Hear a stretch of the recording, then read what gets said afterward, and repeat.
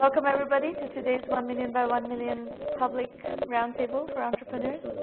We've been here for a long time, as you know. Most of you have probably at least known about this, if not attended it before.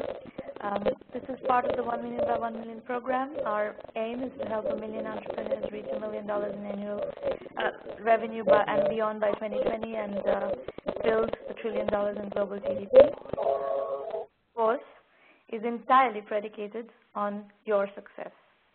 The only way this mission can be achieved is by your achievements and your successful ventures into entrepreneurship. This is our 123rd session, so we've been doing it consistently for a very long time. And of course, on top of these 123 sessions, we've done numerous private roundtables through which we service our premium members in the 1 million by 1 million premium program. If you are following, if you're live tweeting or following the Twitter flow during this event, please use the hashtag 1M1M. And if you're following our Twitter accounts, those are at 1M by 1M and at Sramana. We are going to actually start not with Sudhakar, but with Anurup. So we're going to move to the second presenter first. So Anurup, if you could please unmute your line and tell us what Cognate Semantics is doing. All right. So hi, everybody. Hi to the panelists. So let me introduce you about Cognate. We are the three founders of this company. Myself, Anurup. My focus is in the product and technology space. I come from a product engineering background. But as well as Deepak come from the business side of things. Both are MBA grads and have been, successful professionals in large companies. We are supported by 3 PhDs. We are the management team. The 3 PhDs form the R&D team. They are the experts in the machine learning and the semantics space. That's a brief introduction to the company. Next slide, please. Okay, so what is the problem that we are trying to solve? This is the problem statement. How can we provide learner-centric education cutting across domains from kindergarten to post-graduation? We have found that we are also fellows at the Unreasonable Institute. You may want to check it out if you have not heard of them. So we started this with a focus specifically in India, but we realized that this is a worldwide problem wherein the learning styles and learning patterns of the users are all different, which is in this case students. But it's a factory model wherein the same standard thing is pumped out to everybody. So our value proposition and our the problem that we are trying to solve is how can we provide learner-centric education, and how do we do that? So next slide, please. Yeah. So the positioning statement. So it's personalized education using semantics, machine learning, and multiple intelligence. So I think semantics and machine learning is probably understood. Multiple intelligence was proposed by Dr. Howard Gardner from Harvard in 1983, and it's being used in varieties of countries, 87 countries worldwide for the last 30 years. So we are bringing in technology and well understood domain knowledge into one product platform, which we call Nimit. Nimit stands for Destiny in Sanskrit, and we truly believe we can change the direction and destiny of education in India, at least to start with. Next slide, please. So Sramana, I'm just borrowing this tag, which I follow your blog pretty regularly. So if you look at the 4C plus T plus VS, it applies beautifully to education. You have content, you have commerce, you have community, and specifically educational context. You can extract context.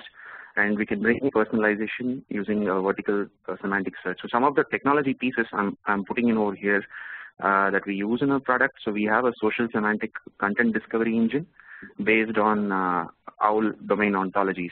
So we have codified knowledge bases for every education domain. In the process of building it, we have built around 15 to 20, and by the time we are done, we would have built around 45 to 50 domain ontologies which can serve management, medicine, law, humanities, engineering, specifically in the university segment. But of course, you can apply all those things even in the school segment.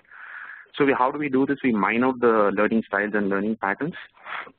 And this is our application. So the entire platform is actually deployed on Amazon Web Service. and it's accessible on a cross platform. You can access it on laptops or tablets, smartphones. Here, I'm very familiar with the Howard Gardner research and publications on multiple intelligence. Multiple intelligence, the way he presents it is visual intelligence, auditory intelligence, movement intelligence, and so forth. That's how he breaks the multiple layers of intelligence down, multiple styles of intelligence and learning styles. To be able to cater to those, you need content. You don't need navigation and search. You also need content that is specific to those kinds of learning styles. Right. Perfect. So, do you want me to address this question now? Yeah. Okay. So, glad you brought this up. So, what we do is we have a content aggregation mechanism. So, we generate content from the internet. There's a focus crawl that we use to generate content from the internet and create a rich content source. We're also tied up with content providers, which is a standard, which could be one of the standard models. No, please let's go back to the previous slide. The third piece, which is the most interesting thing, is we give a toolkit to the end user, wherein they can use the toolkit for generating user-generated content. Think of it as Lego building blocks that we are supplying to the user. You can use that. The educators, teachers, and educational enthusiasts can use that as a building block for generating content. So you're right. You need the right kind of content. But that is how we are creating this content aggregation mechanism, which can then map on to each individual user. This content does not exist. Some of it is available. You are right in the sense that all of the content certainly does not exist. Some of the content for catering to a few learning styles does exist in our experience so far. Very little. I think very little exists actually. All right, let's keep going. Okay, so basically in terms of next two slides, I'm just touching very briefly on how we go about doing things. So basically we have a user adaptation model and the domain model, which are all driven by ontologies and semantics. So we map those models and create a pattern where we match the user to the content. So it basically is a content transformation or a content matching engine. That's the prime driver in the platform. So next slide, please. In terms of validation, what we have done with customers, we have over the last 1 year we have been engaging with customers right from the concept stage through the development stage. So at the stage where we are today, we are in a position to do a rollout with 2 universities, wherein they have given us a go-ahead for deployment. 3 other universities are asking us for a pilot, which we are in the process of going into it. We should be starting that sometime next week. Are these? Pardon me? What kinds of universities?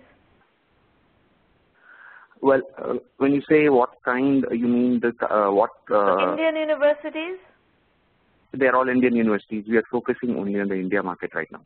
And is it a particular part of the university where you're getting the pilot going? When you say particular part, can you be more specific? What do you mean by particular part? That is adopting it, or what's how is this going forward? It's actually the 2 places that we have got. One of the universities is specifically focused on engineering, whereas another university that we have, where we have the go-ahead, is actually they are focused on. They have everything. They have humanities as well as biotech, for example, biotechnology, biochemistry. Apart from the science subjects. What the university has is not so relevant. The relevance is who is going to be adopting your platform. Because it's Sramana, the way. Yeah, good. It's one thing to get the university to say that we're gonna do this, but it's quite another thing to get all the faculty to start generating content and really adopt your technology, because it's not going to be so simple to roll it out. Yeah, I hear you what you're saying. I mean, initially talking to some of the professors who are involved. So our effort has been to get in their buy-in to start using it, and that is where we are getting to. I hear you what you're saying. Okay, keep going. Yeah, in terms of where we are segmentation, where we are focusing on here. Yeah. size, there are 625 universities in the country, in India, catering to around close to 25 to 30 million individuals. And in our assessment, it's a fairly fair green, greenfield opportunity space. And the next space, once we get into this and we have achieved traction, we're looking at vocational training institutes and affordable private schools. In the order of what I've listed here, that's our segmentation in which we are building our business. And our goal is to achieve 20% of that market. Now, I've listed the business model over here as well as the goal for this year. We are looking at going to market sometime by end of this quarter, early mid this quarter. The goal is to achieve 10 universities with around 10,000 users per university, and a SaaS model. It's roughly $2 per month, or 100 rupees per month, translating into a revenue of around $1.25 million. And the two universities you have already closed, and the 3 that is in the pipeline, are they in this business model roughly? Yeah, they are in this business model, Sramana. In fact, the total number of number of students who are enrolled in that universities is much more than 100,000 if you include both the universities put together. So we are just looking at taking around say 10% of that total number this year. But what is the contract size that they're signing with you? See, what happens, Sramana, the business model typically is it's not B2B or not, neither is it B2C. It's what we are calling as B2I. So one of the things that we are doing early next month of May is, wherein we are asking the principals of all the colleges which are under this university. There are close to 200, colleges which are signed up there. They are coming in and we are doing a conference wherein we are showing them how to use the product and how it will be of use to them. So to answer your question in terms of deal size, there are 2 components. One is a SaaS component, and typically what we find is they have other requirements like an infrastructure component and some associated software component. So the deal size varies. It depends on the university, but if you include the non-repeat business, which is the infrastructure component and support component, plus the SaaS component, average deal size can work out to be something around, say, 25 to 30 lakh rupees, which is say roughly $75,000. Yeah, 50 to 75,000, depending on whatever. You're assuming that the university is paying, right? Yes, they are the ones who are paying. So are the you've done with the university, with the 2 universities, have they signed deals to pay you, $50,000, $60,000 each? We are working on getting a letter of intent. We have got a commitment from the VC. What happens is that typically the funder in some university cases happens to be the government, whereas in the private universities it happens to be a body. So it really depends. You have to understand who the customer is, what is the nature of the customer. So at this stage, where we are working on getting a LOI sometime in the 10th. Tell you what my concern is. I think it all sounds good, but this one, it's going to be a very long sales cycle. And okay. 2, yeah. The adoption is something that you have to spend a lot of time worrying about. Is how do you drive adoption? Because even after you sell the deal to the universities, getting the faculty to create content and the students to use that content, all that is going to be, it's behavior change, right? And behavior change doesn't happen easily. Well, yeah, okay. If you're in a subscription-based business model, and if you, let's say you sell, the first year's deal and nobody uses it, they will not renew it for another year. And if word goes around in the market is that, okay, we pay for this thing, nobody uses it, then the other universities will not do the deals anymore. Well, the way I hear you what you're saying in terms of driving, those are certainly the challenges that we have to go and face. But in terms of driving adoptions and things like we need to move on because I have 5 presenters. Yeah, we can go ahead. One piece of feedback here, which is that instead of trying to get the faculty to do all this content generation, my suggestion would be to go start with some parts of the some parts of the university where you develop or you aggregate content and you kind of seed the system so the university faculty can start using it and the students can start using it right away.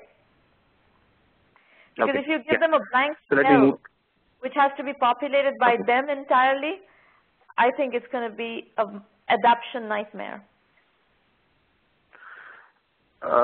Okay, look, maybe I'll answer this question over email. In the interest of time, let me move to the next slide. I think we're going to need to close this because you're out of time. All right. Okay. So I had two questions for you. We have gone past the angel stage and close to product rollout. So one of the things is how can you help us in going global? And how will enrollment to 1M at 1M? You're not ready to go global at all. You don't have the resources to do I mean, this is not this is a direct sales model. You have to go sell to universities. You cannot afford to go global right now. You have to go very, step by step, and you need to get, like you said, I like the fact that you stated your goal is to get 10 universities on paying projects. That's what you need to do. You can't go global yet. Okay. You're not ready. Okay. So, yeah, so obviously the next question is how can we get ready? Maybe we can, that is one of the things that we would look forward. So the answer to 1M is absolutely yes. I think you should hold that question, and I will do a segment on 1M at the end of the session, and let's take those questions during that session, that segment. All right. Okay? Okay. Thank you. Great. Next, Tom, I think, is going to present on behalf of this team. Tom McCullough. Right. Good morning. Hi. Yeah. Good morning. I'm Tom McCullough, founder and CEO of Instant Mobile Solutions. What we have developed is the ability to digitize the donation process from the time a donor boxes up their household items to the time those items are sold online. So our target audience are basically in-kind donations, charities that accept in-kind donations. And we've started with Goodwill. Today, if you live in the Silicon Valley, you can download the app from the App Store. We've had over, I think, 2,000 downloads of the app and over 1,300 or 1,400 registered users of it at this point. But the problem that we're solving is twofold. One, whenever you've made a donation at a charity, have they ever asked you for your contact information? The problem that Goodwill has is they've got 74 million donors that they estimate, but they don't have a database of them. They have no way to reach out to and contact their donors, and this is true for any charity that accepts any type of in-kind donation, of which there are approximately 90,000 charities in the U.S. alone that are faced with this problem. And these are anything from homeless shelters to food banks to the SPCA, on and on and on. On the flip side, when we talk about digitizing the donation process, instead of getting a paper receipt, you create a digital file, donation file, that is confirmed when you reach the point of donation by the folks, in this case at Goodwill Silicon Valley. And that file then is locked, meets the IRS requirements for for certification or confirming the donation, and you're then able to download that to your tax file, to your tax returns, like Tax Act or H&R Block or Intuit, when you are preparing your taxes. Next slide, please. So where are we today? Right now we support in-kind donations, so we solve the problem, as I just described, for the donor on the upper left, and we provide for Goodwill Silicon Valley donor contact information and a communications platform. Where we're going with this is then the ability to build out the messaging, basically that ability to provide a consistent message across all sorts of different locations. If you go to any Goodwill in the United States, of which there are 165, you'll see that they have a presence on all of those websites listed in the lower left. And the content on it get stale very quickly. It's outdated, the numbers are old, and so they've got a real messaging problem in terms of who they are, what their accomplishments are, who they serve, that sort of thing. On the other side, they have all sorts of different ways in which they can sell their higher value items, but it's all one-off. There's no easy single user interface that allows them to go in and sell an item at across a wide distribution of sales channels. Tom, who is the customer here? We get paid by both the charity. In other words, there's a subscription for the service, and then there are premium services and transaction revenue that we generate through some of these other capabilities. So the donor does not pay for anything. So today, are you generating revenue out of your Goodwill application? Yes, out of the subscription revenue from Goodwill Silicon Valley.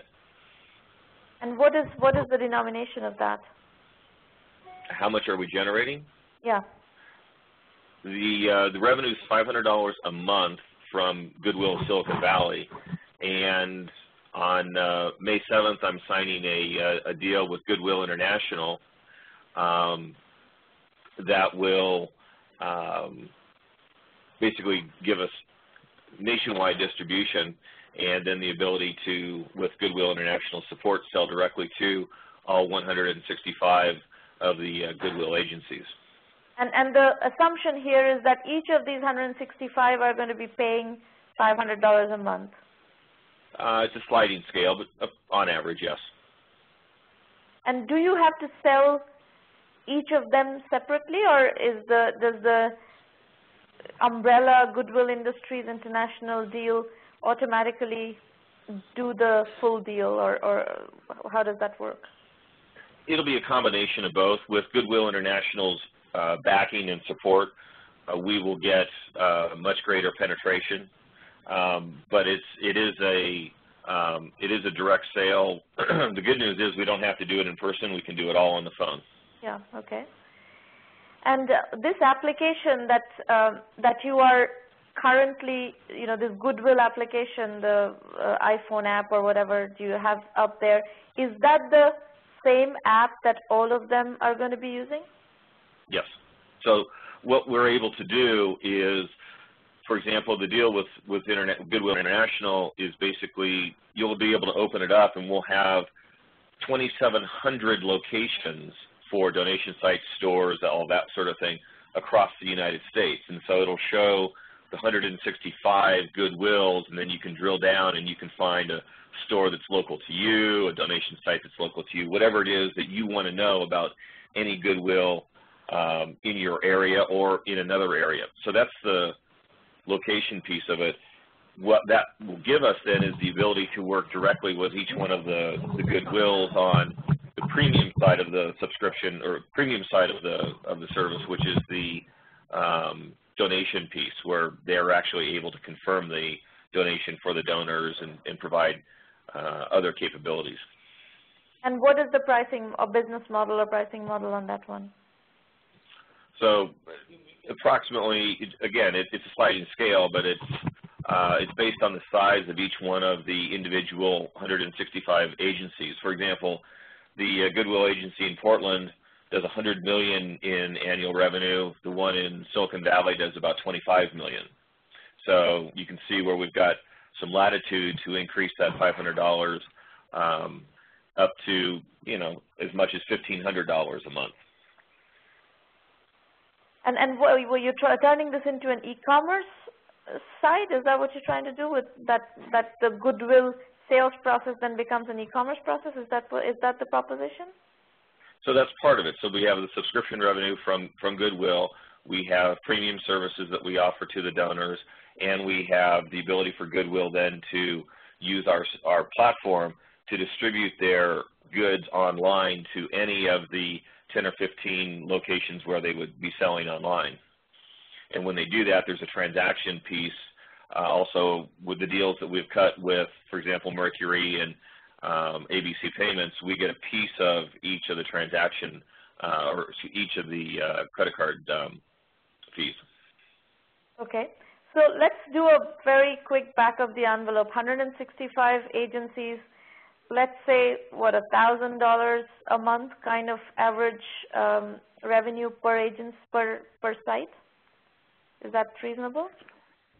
I use $500 just to keep the numbers a little bit smaller. But, you know, yeah, I mean, basically we can generate anywhere from 100 to 200,000 a month in revenue just from the subscription piece of Goodwill. But remember, this isn't all about Goodwill. This is about the 90,000 charities that are out there. And this is where there's real scale in what we're doing. The subscription revenue just gives us a basic cash flow, but I think the transaction piece and the premium services are areas where we can get real upside in terms of revenue. Yeah, well, yes, potentially. So what I'm trying to get at, I'll just tell you what I'm trying to get at, and you can do this as a homework. I think one of your questions is what do you need to see if this is fundable, or what more do you need to raise funds? Well, one thing that I need to assess is what is the TAM on this one? How do you present the total available market? And we need a bottom-up total available market sizing here. So for any investor to gauge whether this is something that they want to invest in or not is to assess what is the TAM. Sure. Well, you can look at it from either the number of, just take the number of folks that make donations in a given year, or you can take a look at it from the subscription and transaction revenue. And I've got all of those models built in my spreadsheets. I didn't include those numbers in the presentation for obvious reasons. And so what does it come to? What does your total available market come to based on those models? I haven't looked at the models, so I can't say whether the models are sound or not, but based on, let's assume that the models are sound, what are you getting as TAM? Well, okay, so when you take a look at the on the subscription side, you've got 90,000 charities. No, I want to know what is the, in terms of millions of dollars, what is the total available market based on your assumptions? Oh,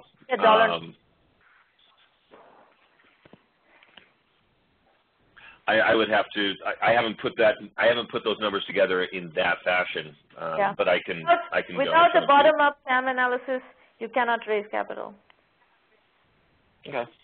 I mean, that's easy for me to do. No one's asked me for that before. Very standard thing in raising capital. You have to present a market sizing. I would say the number one determinant in raising capital is total available market.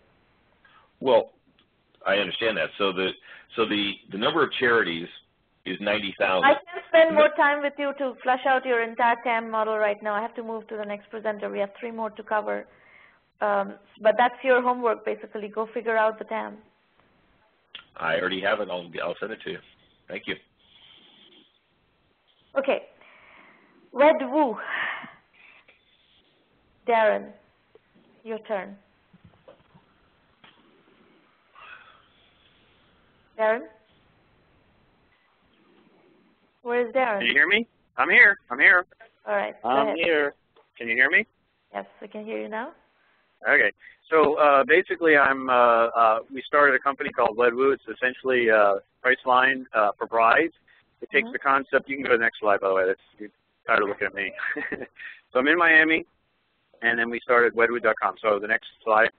All right. So in simplest terms, we are a Priceline, but for brides. We're basically using the name your own price format, focusing on the brides, allowing them to place a reasonable offer for services. Then we match them up with vendors in the database that have already been pre-qualified based on the skills and the capabilities, willing to basically do it for the price that a bride offers, minus a 15 to 20% transaction fee that we're going to charge. And then our system then back in would track all the transactions and the process from beginning to end of the wedding. So they would have a chance to see confirmations of their vendor, be able to track where they are, get confirmations that they're going to show up, all the kind of things that they would do normally. So okay, go to the next one. Okay, so essentially what we're doing is we're taken the traditional pricing models and we're challenging that, because essentially it's a fixed price. Brides call up, they say, hey, I want to do a such and such. A vendor says, okay, well, I want to charge you $600 for 4 hours, and it's pretty much set. So we're taking that fixed model of pricing and we're making an elastic model, allowing them to name their own price. Essentially, since the industry inflates wedding costs because of the perception that's their special day, there's a large gap in terms of what the actual cost for the service is and what the actual charges that are being made. So essentially, we're telling the vendor, listen, you can't cover and book all your times throughout the year. So we're going to essentially buy your unbooked time, and you'll do jobs that you would not normally book yourself on or you didn't have the opportunity to fill, and you'll do it at a price that's a little bit more flexible based on the offers we receive. And then we kind of make it, create that kind of consolidated methodology in the pricing thing. As a validation, our first year, I rolled it out and we didn't do any marketing or advertising. It was pretty much word of mouth or direct referral. We had over 110 offers, 72 actually booked us, paid, did everything, so we had a high conversion rate. You can see the averages for the services. Typically, vendors for that amount would charge between $850 to $1,000. And we got kind of an average cost around $200, so we were around $50 or $45 to $50 an hour on vendors we're willing to accept at that rate.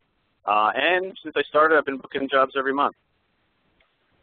And then the next month. So if you're booking jobs every month across these numbers of customers, what kind of revenue level are you at right now? The first year we basically did around $38,000. Okay. The vendor costs that we've had that we'd had to pay out was right around about 14,000, and then we kept the difference. Now, when we go into the larger market, we had a slight change in our pricing model. Right now, I basically say, hey, will you work for $40 an hour, $50 an hour? I say yes, but we have a different idea later. Another part of the market we found that we think is an untapped part of it, that 32% of the overall market is second weddings. Second weddings still want the professional services, but they don't want to pay the exorbitant amount. They don't feel like, hey, I need to spend $5,000 for a photographer to feel comfortable. I just want the professional service. I want them to show up. I want to make sure they know what they're doing, they have the right equipment, and just give me a good service for a price that's pretty reasonable. There's about 2.1 million brides in the market, and essentially there is no national model that can approach the bride segment as a whole. There's virtually no scalable model in the bride industry. Everything's got to be local.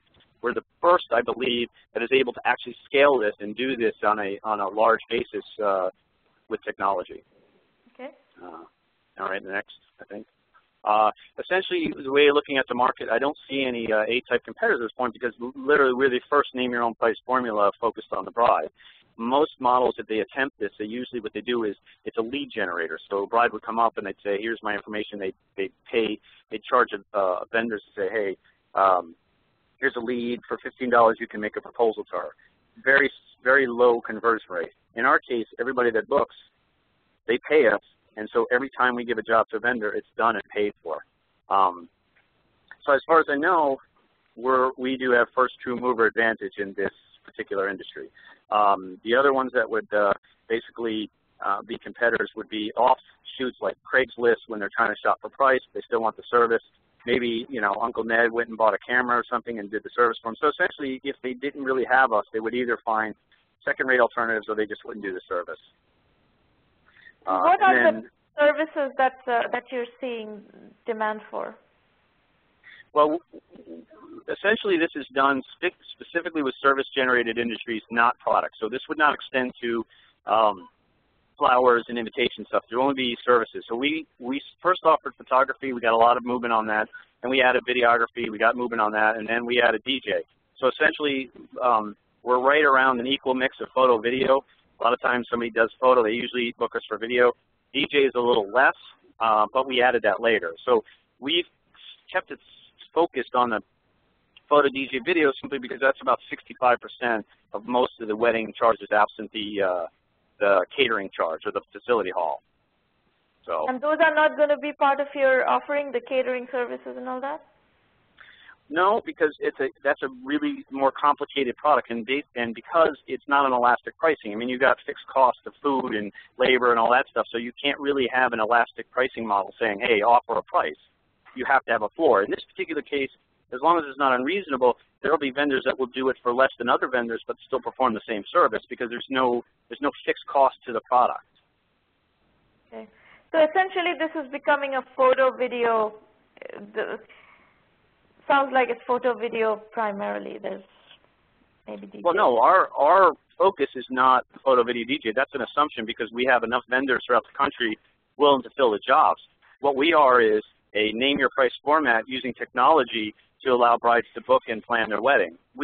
I'm not a photo video DJ. Yes, but the question I'm asking you, and it's a question that you should ask yourself, is what are the other services that fit into your model that can be procured through your model? Well, we've already had a few extensions that we just haven't really spent the time to go after, and that's like ceremonies, like the officiants, limos are a big one that we get asked for, things that are more service-oriented. But yes, I think it extends out a little bit, but like I said, primarily photo DJ video, have virtually an unlimited amount of suppliers, and two, it's an elastic pricing model. So. Okay. My questions to you would be scalability. Since we could go national, should we not? Should we focus on milestones in a smaller area? Feedback on our concept as a whole, and then basically a need to figure out a way to create the financial validation so we can get further funding, because we do have to build out our developer base, marketing, and so I have a great idea. I'm not a financial guy, and I seem to be stymied when it comes to actually approaching the VC market. I do have confirmed revenue. I do have a proof of concept. It seems like people are willing to bid for their services and use this formula outside of the traditional way. And as far as I know, there's nothing like it yet on the market. So I guess I'm going to ask you the same question as I asked Tom earlier, is the issue of total available market. You're going to have to create a model with which you can gauge the total available market, because there are some issues here. If the service is going to be largely dependent on photo and video services, you're going to also run into friends and family who do those things, right? We often have in events, photography, there's somebody in the friends circle or family circle who does photography, who is a good photographer, and they do the photography, that kind of, especially where you're running into the cost-conscious consumer. That is your competitor for sure. So pardon? Go ahead. No, I'm going to listen now. I'm sorry. So what percentage of the market is really going to be using your service? That's a question to ask, and you need to make some assumptions to see to what extent, what is the real scale here, and this is where you're going to also have to answer the question I asked you earlier, which is what other services are relevant here, what other services can be sold in this mode that a bride is looking for. Is it hair and makeup, or is that always at the salons? Can you bring the salons into the process? I mean, so go talk to your client base, go talk to the brides and wedding planners and so forth, and see what other services can be procured in this mode, and that will give you some idea about total available market. So that's an analysis that is vital to any decision on financing. I cannot give you any input on whether your project is fundable or not without a thorough total available market sizing model. That's pretty much number one, and then if that will determine whether this is a fundable business or it's a business that needs to be built organically. And as far as we are concerned, even if your business is not venture fundable, if it's a modest size TAM, total available market, the business is not fundable. Then you have to build the business organically, and the funding structure needs to be either customer-generated fund money or friends, family financing. Institutional angel investors or VCs do not fund small TAM opportunities. Well, just to, I don't know if you want me to address that point, but essentially when I started this, I booked jobs in, 7 different states, Virginia, Oklahoma, Chicago, Washington. I don't think it's an issue of states. I think it's an issue of TAM model. You're going to need to set up a TAM model, and there are specific, best practices on how to do a TAM model. Yeah. Okay. That's something you're going to need to learn. All right, great. Thank you very much. I'll talk about, since this is coming up several times, I'll talk about that in the 1M1M segment. Let me go through the other 2 presenters, and then we'll talk more about TAM and financing in the 1M1M segment.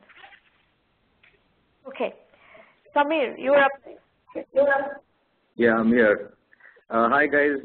Hi, Sramana. Thanks so much for this opportunity. I think you guys are doing a fantastic job helping entrepreneurs build faith, and not information that you guys are providing is fantastic. So my name is Samir Agarwal, and I'm an electronics engineer who spent the last decade building communications and collaterals for technology companies. I believe people is the biggest asset, and I'm kind of working to channel my impulsiveness, if I may.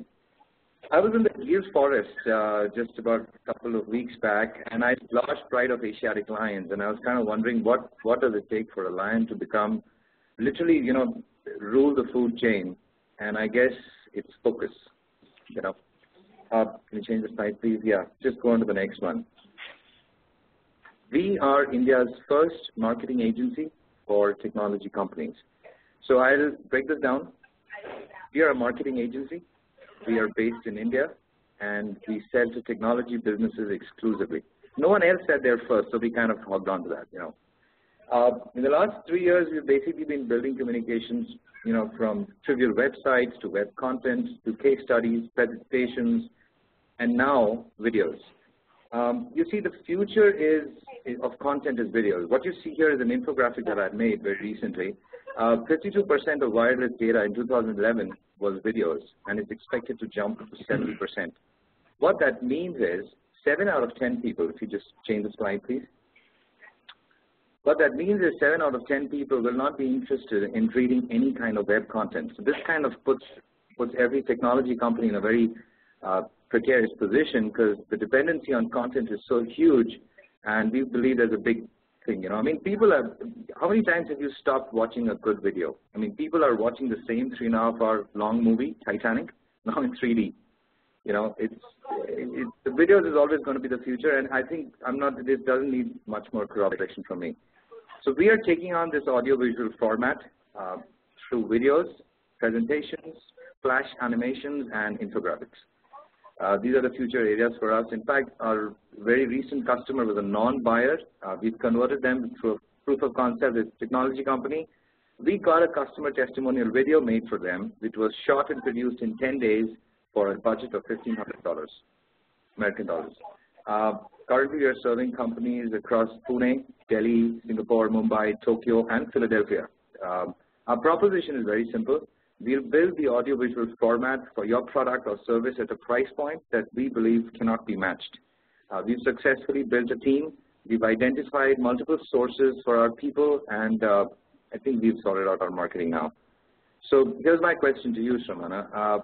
I want your help to understand what would be a good way, of course, potential loopholes and pitfalls in this business model, and of course, how can we kind of push into the North American geography, especially the Bay Area startups that just got funded and they kind of wanting to exploit the best cost options in building content in the video format. So depends on what kind of video you're going to be building for North American clients. What do you have in mind? What specifically? Give me a range of types of videos that you want to build for North American clients. Right. So one of the most. By the way, $1,500 is a lot of money. I'm sorry? $1,500 is still a lot of money. Okay. Fair enough. So the kind of product companies that, I mean, one of the biggest, most beneficial things for a product company like Dropbox, if you look at Dropbox website, their core proposition is so simple, straightforward, and it's presented beautifully on a homepage with just a video. So I see a lot of web apps, a lot of web application companies being able to benefit from a flash animation, which is like less than a minute or 2 minutes at the most, that kind of tells a story in a nice, quirky way, kind of makes it, you put in, it's like a nice cocktail, you add some liquor, add some sweet, add some lime, add some other stuff. You make it fun. And that's something which a lot of technology companies, especially the consumer-facing product companies, web applications, as I said, maybe enterprise companies too. So flash animations, to answer your question, flash animations is one particular part of the story or particular type of videos that technology companies can benefit from. And also, building credibility from customer successes. So you put your customer in front of camera, and you kind of do it the right way. You shoot the video the way it's supposed to be shot. How are you going to do that? Yeah. How are you going to do that for North American clients from India? Yes. So that's a little bit of a challenge. That's one of the reasons why we've not still set up a base in North America, because we really don't know if it's a geographical problem or if it's a I don't know. I mean, I'm still a little clueless about that. That's one of the reasons why I'm here. Let me give you an example of the kinds of requirements you're going to see and the price point. Okay. You follow our site, right? You follow the blog and everything? Yeah. So then you must know that we have recently released this cartoon series, right? It's on our YouTube. Yeah. And I'll tell you how I went about building those. We did the storyboards ourselves. Okay. We did all the dialogue and everything ourselves, the characterization dialogue, everything we did ourselves. And then we hired a cartoonist, illustrator, on Odesk.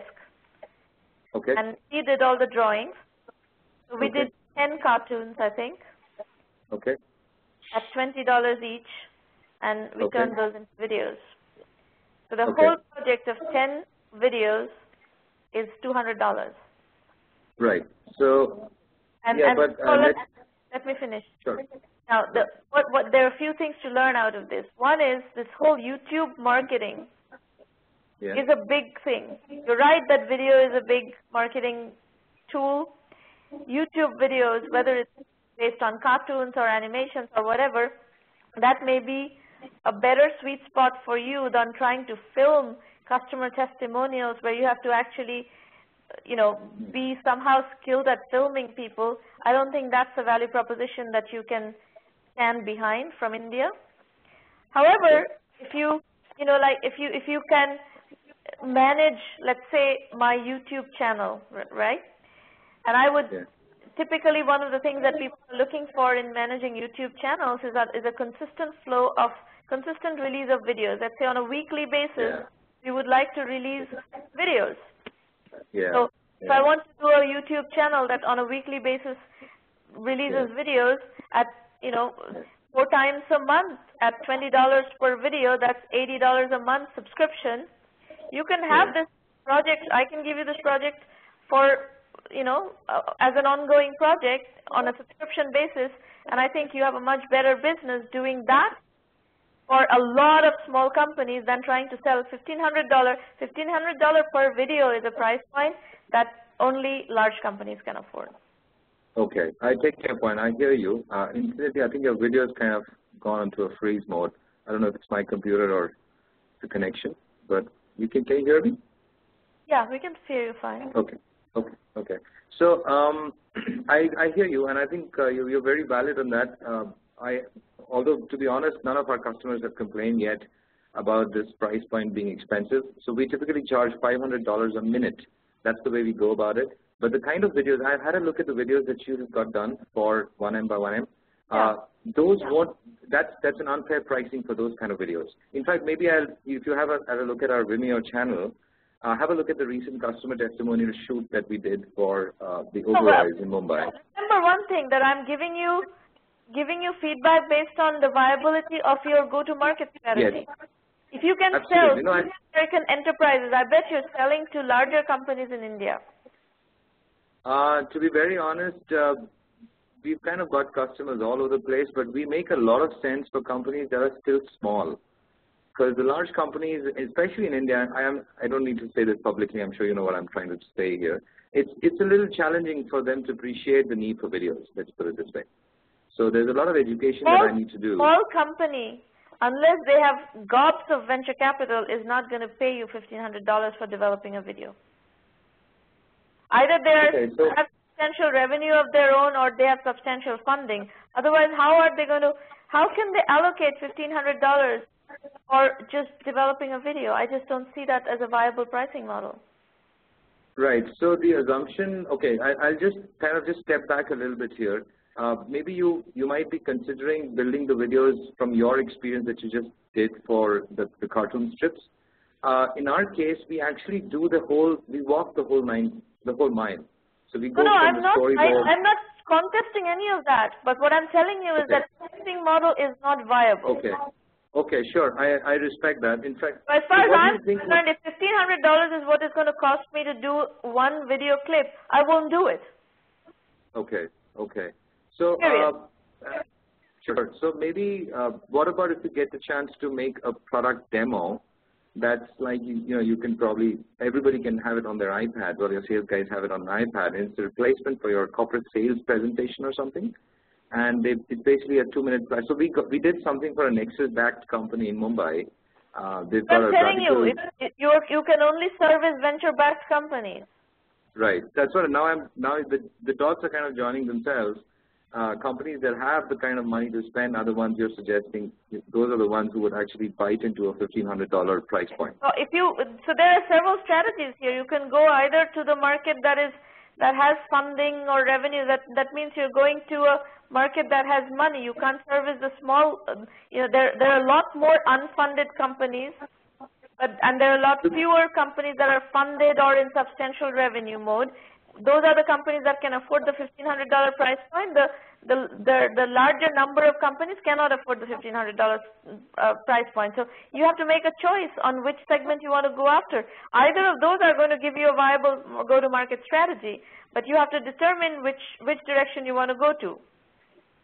What would you suggest? Should we sell to the companies that can afford to pay $1,500? I mean, obviously those sales cycles will be longer.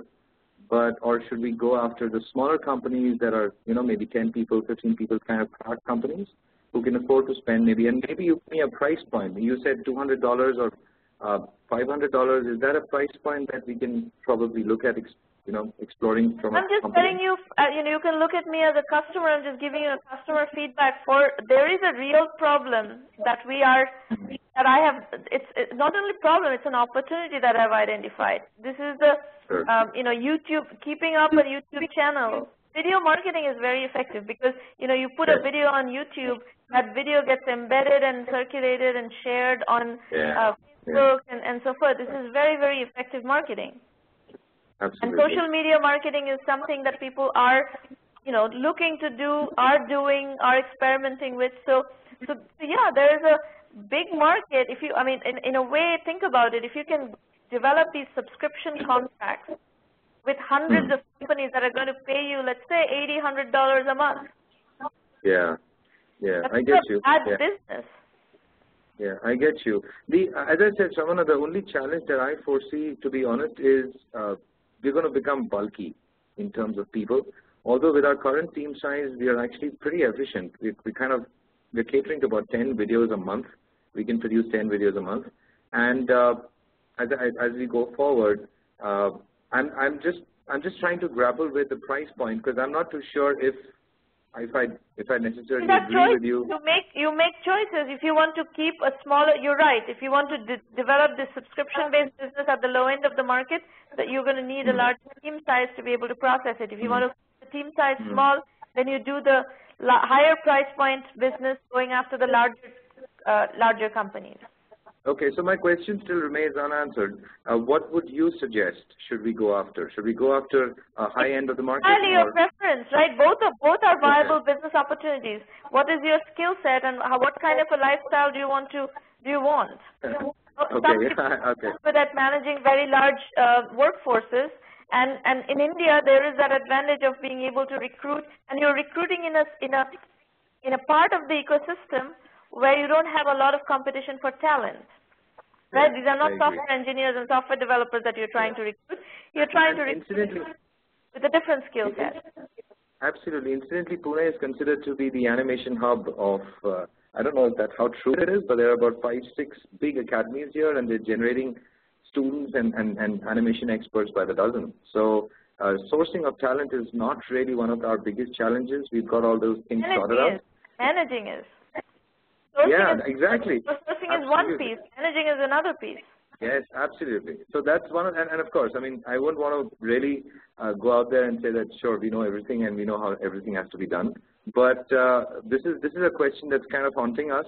We don't know if these are two different. But what I'm telling you is you have two different business options here. One business, $1,500 higher end business, where the number of the team size you need is going to be smaller. The sales cycle is going to be longer. And the other end of the business is that the sales cycle is going to be very quick. You're going to have lots of customers, and you're going to have a much larger team size to service those customers.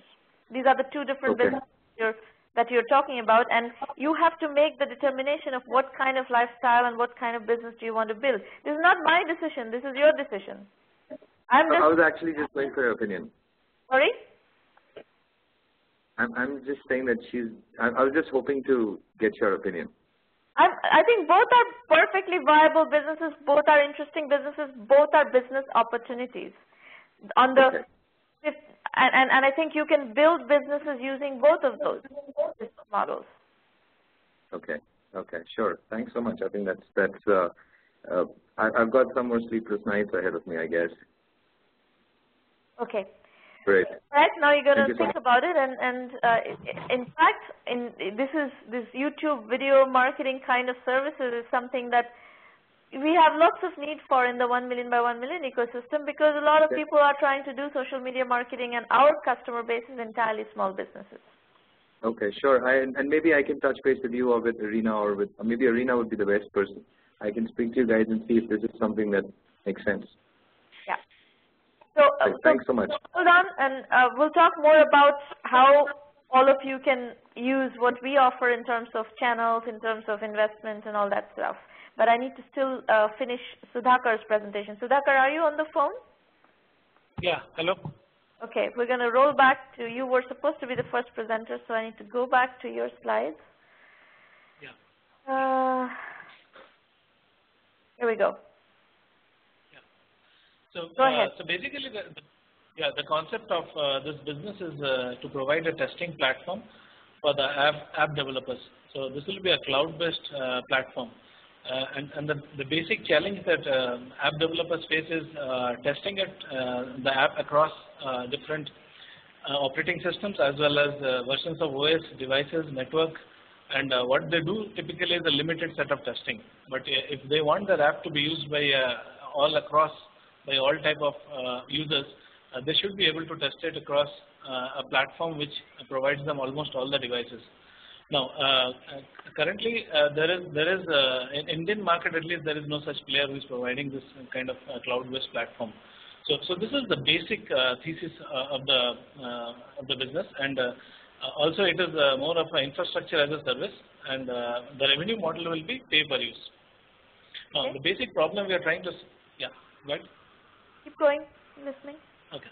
So the basic problem we are trying to solve is proliferation of mobile devices as well as mobile OS. So as days pass, we are seeing more and more devices coming up which can support apps. So eventually, you need to have a lab type of environment where you can test your apps across those devices. And it is no way possible for a small app developer or even a medium-sized company to be having all these devices to be able to test on. And the second part of the problem we are solving is there's a lot of mobile contents coming up. So there are people who browse on the website, and we have in India we have newspapers like Times of India and a whole lot of other. But the thing is, their website as of now is accessed by a small set of people. But as people start depending on their mobile devices to access the newspapers, they need to be able to see the content properly. So even a small percentage of the devices, if they are not able to render properly, then there is a problem. So every day when you refer, you need to be able to test it to figure out that that particular working in that model, or at least it's opening as the newspaper. So can you go back and finish it? Yeah. And so that is one. And the value proposition we are providing is infrastructure as a service. And the cost structure will be reasonable because there are two global players who do provide the service, but the cost structure is not aligned to Indian cost structure, and the monetization model will be pay per use. Yeah. Next one. Yeah, so this is the kind of the summary. What we are providing, the infrastructure is the smartphone. The services is the app testing infrastructure. Customers is typically app developers plus the companies which generate contents. Monetization is pay per use. So, Sudhakar, here's a question for you. When you say customers are app developers, what is your assumption? Are these people developing apps for the Indian market, or are these also the app developers who are working on the international market? No, they are actually developing. See, largely today, if you see, the major portion of the revenue for app developed in India comes from global markets. So as of today, it's not a significant percentage of the revenue is from global market. That's why down below I have raised one question, which is, should small presence in any of the Western market, because the latest model of the smartphone and tablet is not available in India. So when you go to these people, they might say, okay, your cloud has almost all devices for India, but it doesn't have this latest device for, let's say, iPad, new iPad or something like that, and it doesn't run on Indian network because India doesn't have the free network. So there is one thing we are realizing. The second part is, see, app development is also picking up for India. So because we cannot as a startup and become a global player, we would like to first focus on the Indian market, which is a small market but efficient for a startup, and we can build our model on it, and then eventually obviously go global. Okay. Yeah. So app developers is something which is much more approachable for us. Same with medium-sized companies. With significant mobile content, I mean, that requires a kind of institutional selling, and initially it will be difficult for us, but if we build a revenue model, we may be able to hire people to do it. And then telecom companies are also major users, and the thing is, reaching them also is equally difficult. Yeah, so the acquisition strategy will be for app developers. It will be primarily word of mouth, and then obviously through boot camps, trade shows, search engines, and search ads. And then institutional sales will come in the place with a small team when we are trying to pitch into the reasonably bigger players, the people who generate the content for media companies or, for example, the telecom companies.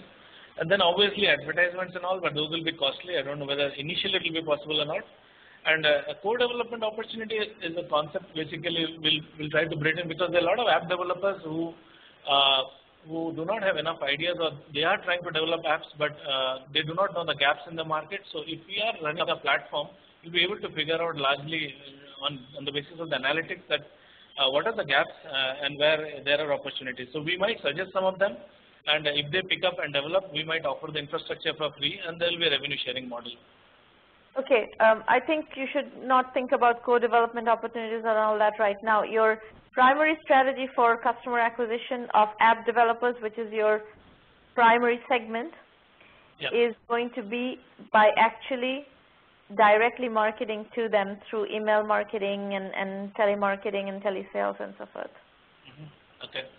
It's not through word of mouth and trade shows. This is a finite number of app developers out there, and you need to reach out to them, talk to them, explain to them what you do, and understand their problems and be really close to them, and that's how you go forward. I think if you start working with hundreds of these app developers, you will start learning exactly what is needed. Some of the questions you were asking about, how to, where do you need to put your operations and so forth, you need to check that based on the customer requirements. Okay. It's not clear to me that you can build enough of a business by just catering to developers who are catering to the Indian market. That's one of the issues that I see here. Yeah, the problem is it's a small market. Our initial analysis shows it's not more than 15 to 20 million. But the market is growing very fast, and another advantage is there are many mid-sized companies who also get projects from global clients, and they also actually, if it is a small mobile part or a small portion of the project, they also offshore it to a small app developer. And the thing is, most of them do not have infrastructure like this. So if you can pitch into them, they might start using our infrastructure. You know, my sense is that there is a very large global app developer community out there today, and this problem is not just an Indian problem, it's a global problem. But the Indian problem, the Indian app developers developing for the Indian market is a very, very small market. And that is not even 20, 30 million. That is going to be a minuscule market. So, so I think you're going to get stuck if you want to do this business, or if you're doing this business, somehow or the other you're going to have to bridge into the, at least into the Indian app developers developing for the global market scenario. That is a scenario that is a problem that you're going to have to solve. And then I think you will eventually, if you can solve that problem, you will be able to get to the global app developers developing for the global market problem, and that's the real larger market. Yes. Okay. So, okay. And yeah, so some of the questions. One is pay-per-use is a concept we primarily thinking of. Do you think there's any other monetization model that's possible?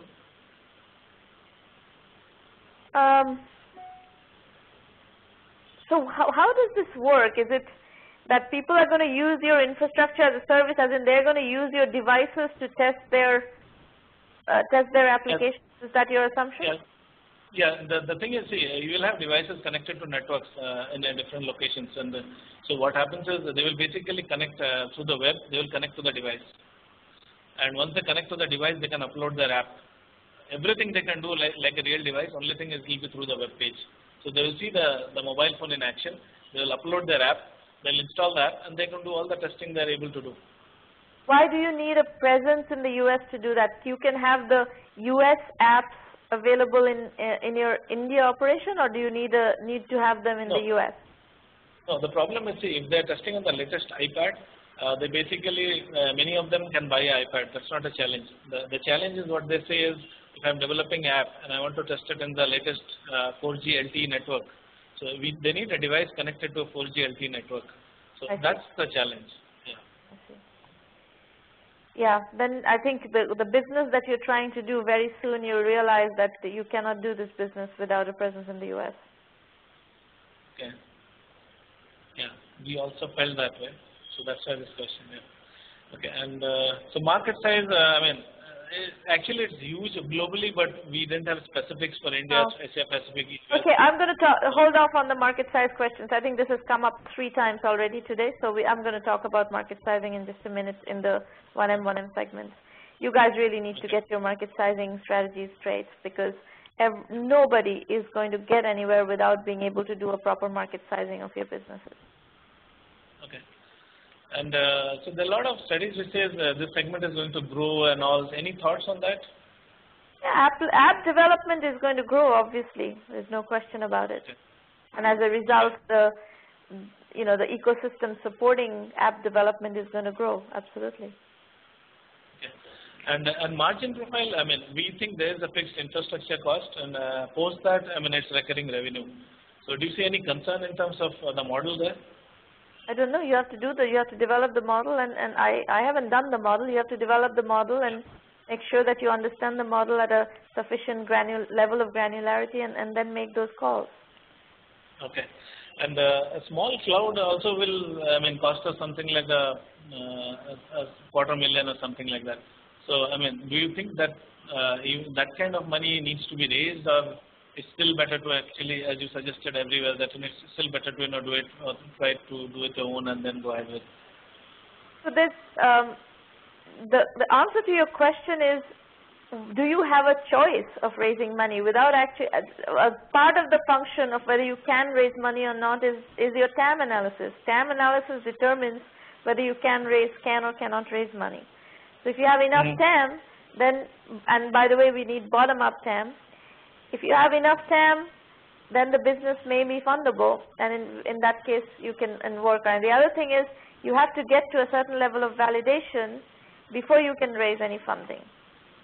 So there's all sorts of issues, there are TAM issues, there are validation issues, all of those get up to raising funding. So you may not have in most cases what we are seeing is entrepreneurs have to bootstrap up to a certain point to even, get to even any kind of fundability. Okay. So let me, there are certain questions that have come up several times, so I'm going to address all these in the next segment. So just a second, let me roll up to the end of the slide deck. Okay, here we go. So before we dive into the 1M1M segment, I want to request a favor from you. Our goal is to help 1 million entrepreneurs reach $1 million in annual revenue. And as I said right at the beginning, the only way we can do that is by working with serious entrepreneurs who have the resilience and the work ethic and the ability to stay with the problem, stay with the business through all the challenges, all the thick and thin, and deliver on a successful, sustainable business. And that is not easy. It's not an easy road. Entrepreneurship is not for sissies. So we are looking for real entrepreneurs who are serious about building successful businesses to work with. So if you know people who fit that description, please refer them to 1M1M so that we can bring them into the fold of the community and give them the resources so that they can be successful and we can be successful by helping them become successful. All right, here are some of the resources that you can access at different levels within the 1M1M ecosystem. The website is 1m1m.sramanamitra.com. The first level of resource you'll find completely free is our blog, which is at sramanamitra.com. And many of you come here because of the blog. You've been readers of the blog, and you are familiar with the case studies that we publish. We have hundreds of case studies on the blog, all freely accessible, and that's one of the main, cornerstone philosophies of our teaching methodology is through case studies, is through the examples and journeys and the lessons from the trenches of other successful entrepreneurs. The next piece you have access to is the Entrepreneur Journeys book series, which is also case study and analysis synthesis based. There are 4 volumes of those available, and each of them have somewhere between 12 to 16 case studies. And we emphasize very significantly in the series on bootstrapping and positioning. These are 2, again, cornerstone philosophies of our methodology. And you can find the book series on Amazon, Kindle, and Flipkart in India. The series includes, the first volume is the introductory volume. Then you have bootstrapping, weapon of mass reconstruction, positioning, how to test, validate, and bring your idea to market, and then innovation need of the hour. Also free are these strategy roundtables. You can have feedback on your business and a quick analysis of your business based on these roundtables, and we have typically about 5 slots per session. And we've done, this is our 123rd public roundtable. We also have done tons of private roundtables through which we service our premium customers. So we've done hundreds of roundtables, and we've had over 10,000 people attend these sessions. We've coached hundreds of entrepreneurs, and it's now a kind of a tried and true forum to get some quick strategy consulting, essentially, for free. In the premium program, we offer you extensive methodology guidance. A lot of the questions that were coming up today on how to do TAM analysis, how to develop a TAM model, how to gauge fundability, what is this reasonable funding strategy, all that stuff we have developed extensive methodology guidance for in the premium program, and that is delivered through a curriculum that is a combination of video lectures and case studies. In addition, we help you with all these pieces, business development, whether it's customer introductions, channel partner introductions, to the extent we have these pieces within our network. We connect as many dots as possible for you. We give you additional strategy consulting in the premium program in private sessions. So these are not private one-to-one sessions. These are same as the public roundtable formats. These are group sessions, but they're members only. And the recordings are not published publicly. They're published within the network only. we also help with financing. If you, after going through the methodology and the steps that we recommend, if we determine that yes, your project is fundable, then we will connect you to investors who may be interested in helping you with financing. So that's that's the range. And also we make connections into the media, analysts. We give you lots of coverage through our channels and so forth. 1 million by 1 million itself acts as a channel for a lot of customers. If you have let's say if you are doing business in a mode where your customer base are small businesses, then we let you market within our network. That's something that's a very common value proposition that we offer. There's a lot of commerce going on within the 1M1M community. So all these are part of the $1,000 annual membership fee that you pay to join this club, so to speak. 1M1M Premium is a club. For more information on this, you can go to the 1M1M site. One thing I will recommend all of you do is the self-assessment. There's a 9-point self-assessment on the site that takes you through the kinds of issues that you need to address. And if you're a premium member, you will also find curriculum modules for each of those areas. So today, 3 times with 3 presentations, market sizing came up, right? TAM, total available market. We have extensive curriculum material on market sizing. Financing came up several times as well. What is fundable, what is not fundable, how does TAM play into financing, how does stage play into financing, all that is covered in the curriculum as well. You just need to spend a few hours of listening to video lectures and looking at case studies to get what you need to get on top of those issues. And all those modules, the curriculum modules, are accessible within the self-assessment, but you can only get access to the curriculum if you are a premium member. Again, all that is available on the site. Couple of other pointers: the premium program tab button on the top right corner and the FAQ button. Those are useful things for you to refer to. What to expect from the premium program gives you more color. Our methodology is lean, capital efficient, bootstrap startups. Why? As I told you already during some of your presentations, this is not because we want you to bootstrap companies. It is because the market rejects, the financing market rejects over 99% of companies that go out to raise funding. Some of them get rejected because the TAM is not large enough. Some of them get rejected because the stage is not mature enough. Today, the investment market has moved significantly upstream. The risk profile of what people are willing to invest in has moved significantly upstream. So you're going to have to do a lot of development work, business development work in the bootstrap mode before you can qualify for financing. As a result, since our goal, our commitment is to make you successful irrespective of financing.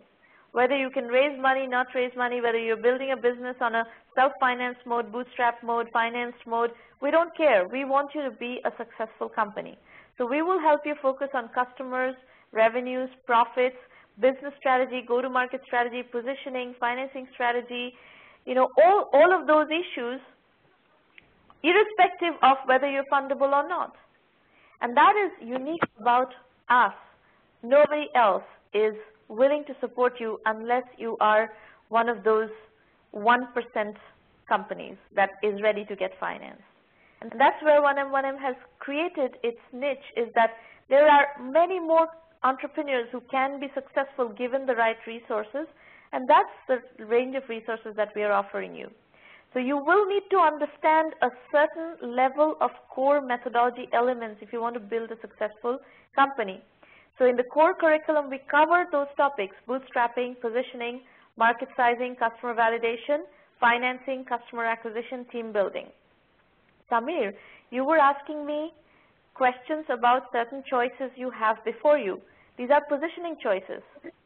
Essentially, what we teach you is the whole issue of positioning and go-to-market strategy. And based on that, learning that, you are going to make those decisions. These are all very important business decisions that you have to make very early on in your journey, and it's going to determine how the rest of your entrepreneurial journey pans out. Sure, I'm very interested. Same applies for those of you who are asking me questions about TAM. Tom, you need to get a handle on your TAM, because that TAM is going to determine a lot of the rest of your strategy, of exactly how you go about building your business, whether funding is an option or not, what is your sales cycle, what is your business model, what is your pricing model, what is your sales model to cater to the kind of business you're trying to get to.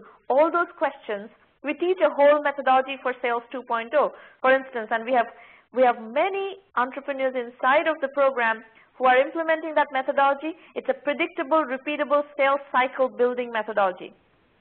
And they're getting great results.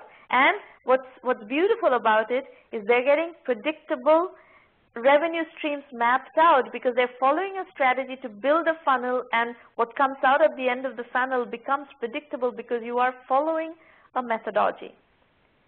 So everything is really what we're trying to drive you towards is following a methodology, a blueprint, which is tried and true. You know, it's not some off-the-cuff thing. You can do this, you can do that, and you can do that as well. We are focusing you in to a blueprint, and you're going to develop that blueprint yourself in a way that makes sense for your business, and the tools for that we are teaching you.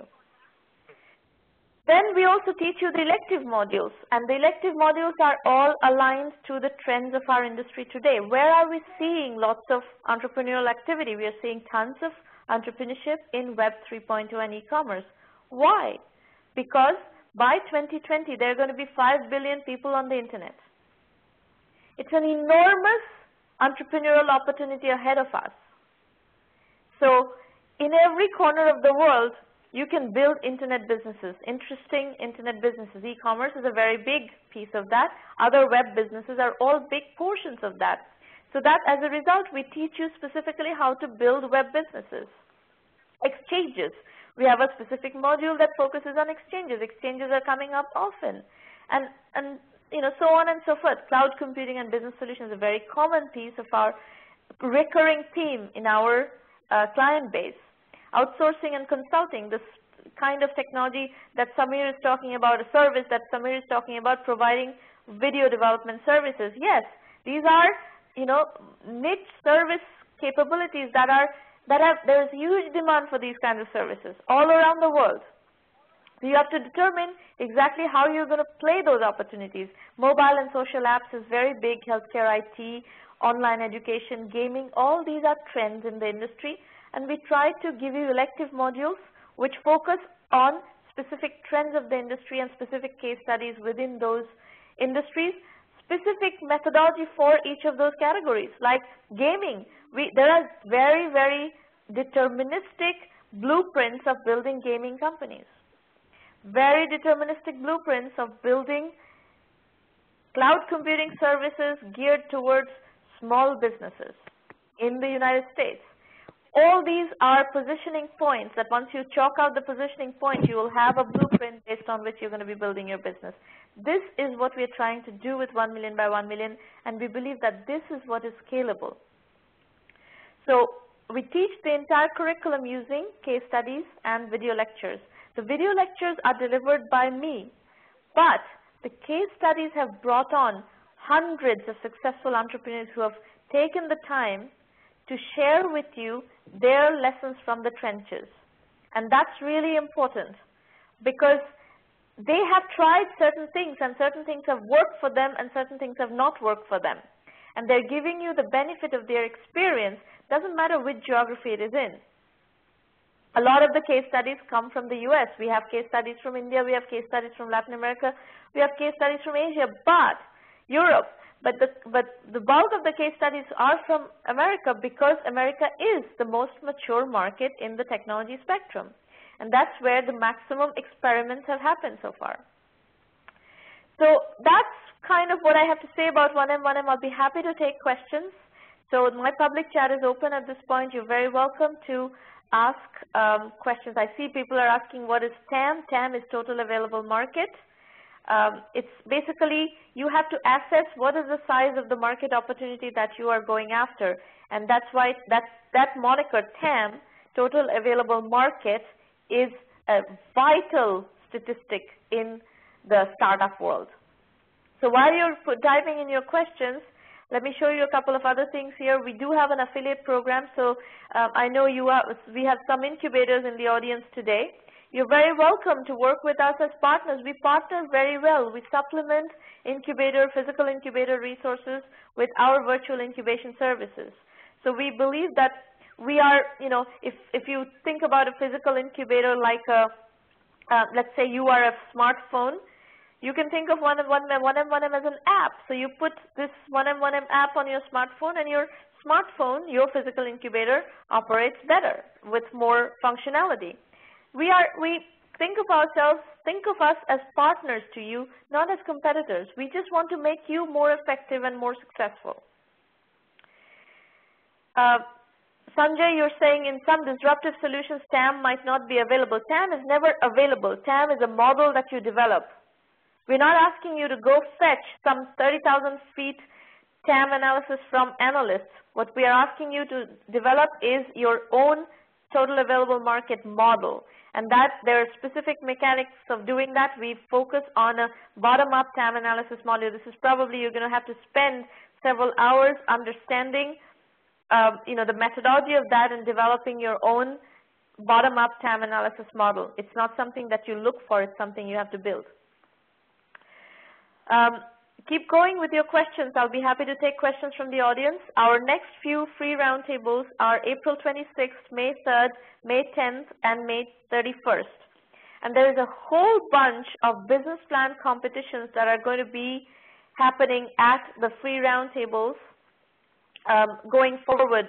All through end of May and June, you will see us doing business plan competitions with our corporate partners during some of these additional roundtables, and information on that will be coming available soon. Vaibhav Srivastava says, if I'm building an alternative to Facebook, how do I go for market research? It is, please don't say I shouldn't be building it. It depends on how you position it. If you try to go front and center against Facebook, you will not succeed. You're going to have to come up with a positioning based on which you're going to compete with Facebook. If you want to compete with Facebook, you need to have a reason and a case for how you're going to compete with Facebook. And Facebook is an extremely expensive business to build. So I would like to see what is your financing strategy for something like that, because if you go to an investor and tell them that I'm going to build an alternative to Facebook, they're going to tell you, great, build it and come back and we will finance you once it's ready.